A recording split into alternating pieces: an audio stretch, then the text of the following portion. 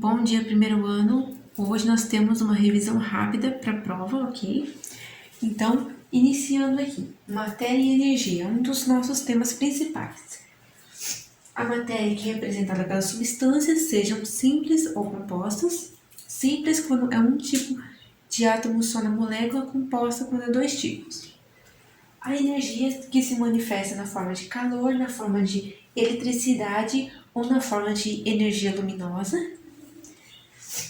E a junção de matéria com energia gera as transformações. Que transformações? Transformações químicas, quando a reação gera novas substâncias, como é o caso da ferrugem, por exemplo. O azetamento do leite, que era açúcar do leite e se tornou ácido lático. Isso é uma transformação química. Ou na forma de transformação física, quando a matéria muda de formato, muda de temperatura, muda de apresentação de estado físico. Aqui eu coloquei propriedades, que é a forma como a matéria recebe e se comporta diante de energia. Isso aqui é importante porque cada matéria vai receber energia de uma forma. Alguns materiais, por exemplo, têm a propriedade química de serem inflamáveis. Por que é uma propriedade química? Porque a partir do ponto de inflamação desse material, ele vai se tornar em outro. A gasolina, por exemplo, é um material que tem a propriedade de ser inflamável. Então, quando recebe energia, o que acontece com a gasolina? Ela explode. A água não tem essa propriedade, então quando ela recebe energia, na forma de calor, eletricidade ou luz, não causa explosões, não causa essa grande liberação de energia que acontece com os combustíveis. O álcool, por exemplo, também tem essa propriedade, mas existem outras propriedades como explosibilidade e energia de ionização, ok? Poder de corrosão.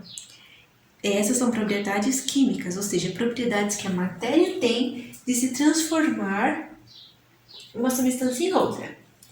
Mas existem também as propriedades físicas, que é o quê? Também a forma como a matéria recebe e se comporta diante de energia, só que no caso aumenta a temperatura, aumenta o formato ou a apresentação dessa matéria.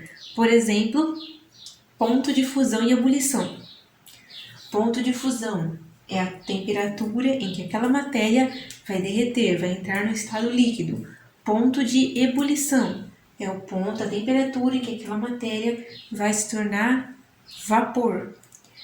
Outras propriedades físicas, solubilidade, capacidade de se misturar em água. Massa, volume, ou seja, o peso que aquele material vai ter, o espaço que ele vai ocupar. Tudo isso são propriedades físicas.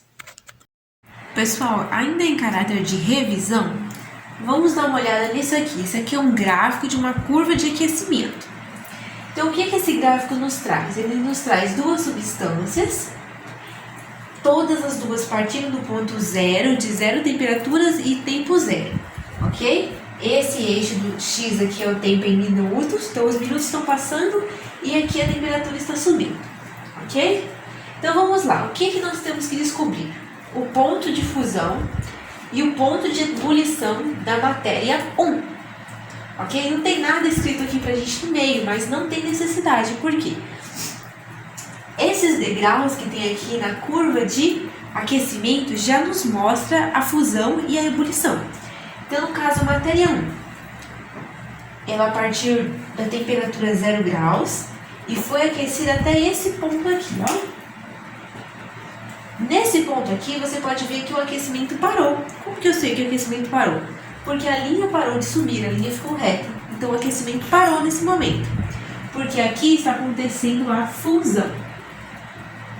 Ok? Então, o primeiro degrau é o período do derretimento. Qual temperatura está?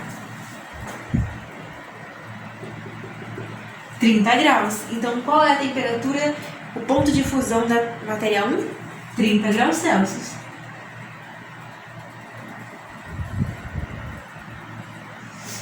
Ótimo. E a temperatura de ebulição? Você pode ver esse período aqui, ficou um período sem aumentar a temperatura, entre os 15 e os 25 minutos. Então, durou aí 10 minutos esse processo de derretimento. Embora não pergunte aqui, nós vemos pelo gráfico que durou do minuto 15 ao minuto 25. Isso daí são os 10 minutos. E a temperatura voltou a subir a partir dos 25 minutos. E a temperatura continua subindo até esse ponto aqui, que se nós formos acompanhar com uma régua,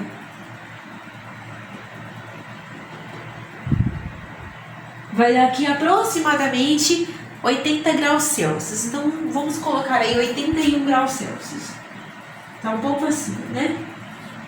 Esse é o ponto de ebulição. Então, a temperatura parou de subir aqui entre os 45 e 60 minutos. Então, cerca de 15 minutos aí para ocorrer a ebulição. E voltando a subir a temperatura após esse período. A partir daqui, a temperatura continua subindo infinitamente, ok? Agora, matéria 2, ponto de fusão. Começou aqui no 0 graus e a temperatura foi subindo até aqui em torno dos 20 minutos. Qual a temperatura aos 20 minutos? Bom, a gente tem que pegar sempre do pontinho onde começou a parar de subir a temperatura, ok?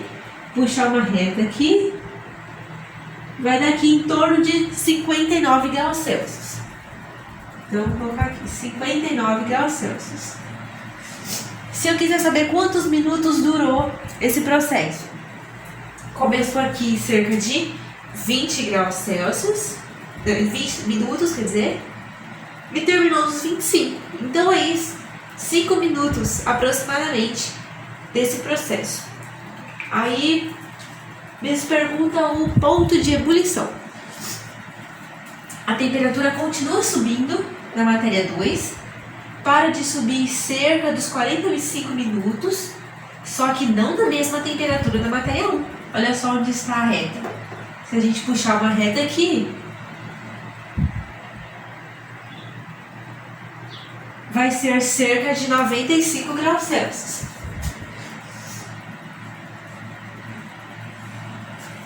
Ótimo, então, qual temperatura precisa receber mais energia para o ponto de fusão e para o ponto de ebulição? A matéria 2, 59 graus Celsius e 95 graus Celsius, respectivamente.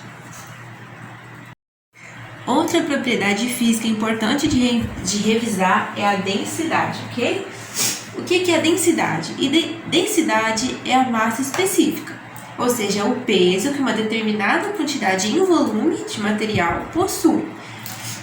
Então, vamos lá. Densidade é a massa, no caso aqui a gente usa a massa em gramas pelo volume em centímetros cúbicos. O que é em centímetros cúbicos, assim, na nossa realidade? Centímetros cúbicos é ml, ok? Então, vamos lá. A matéria 1, material qualquer, a amostra 1, possui uma massa de 137 gramas e um volume de 70 centímetros cúbicos, ou seja, 70 ml. Como que eu sei a densidade da matéria 1? Eu vou dividir a massa pelo volume, tá? Então, nunca confunda, gente. Se o exercício te der primeiro o volume e depois a massa, você ainda assim vai dividir a massa pelo volume, tá? Não fiquem presos à ordem que o exercício te deu as informações, mas sim a fórmula, que é massa sobre o volume. Então, vamos lá. Eu tenho a massa de 137 gramas dividido por 70 centímetros cúbicos.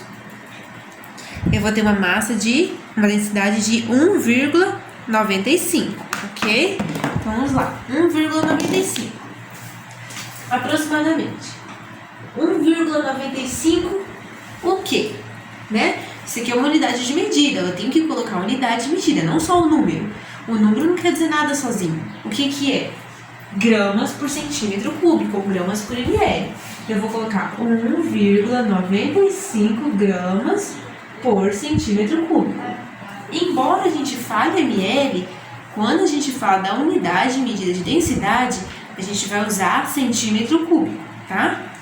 Vamos lá, matéria 2. Eu tenho uma massa de 75 gramas e um volume de 12 centímetros cúbicos, ou seja, 12 ml.